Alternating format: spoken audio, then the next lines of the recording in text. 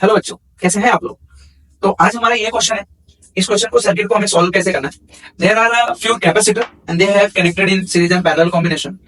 Mostly ये question मुझे लेने का सबसे बड़ा रीजन क्या है कि ये जो क्वेश्चन है बच्चों को क्लियर नहीं होता है कि हमें सॉल्व कैसे करना चाहिए। Most of the student is answering कि सर ये तो पूरा सीरीज में, एक काम करो इसको पूरा सीरीज में इसको सॉल्व कर लो, बाकी सबको पैरेलल में सॉल्व करके आंसर बता दो। तो बेटा इस क्वेश्चन को सबसे पहले तो आपको समझना है कि सर सीरीज एंड पैरेलल क्या है, या सीरीज एंड पैरेलल में कितने कैपेसिटर हैं। इस कैपेसिटर को सॉल्व करने के लिए बैक मेथड यूज करते हैं, पीछे से सॉल्व करना। इसमें अगर आप इधर से देखोगे तो these three capacitor is in series, तो we'll apply the relation 1 upon CS का, तो 1 upon CS equals to 1 upon 3 plus 1 upon 3 plus 1 upon 3. So your answer will be 3 by 3 equals to 1, right? And now the complete combination of these will be 1, and these complete combination will become now ये 1 और ये हमारा 2 है, okay? And here again 3 and ये 2 बन गया।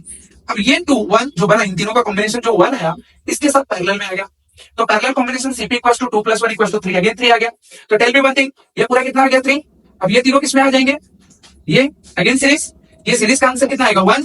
अब ये जो 1 आया अगेन ये 2 के साथ पैरेलल में आएगा, बोलो आया ना।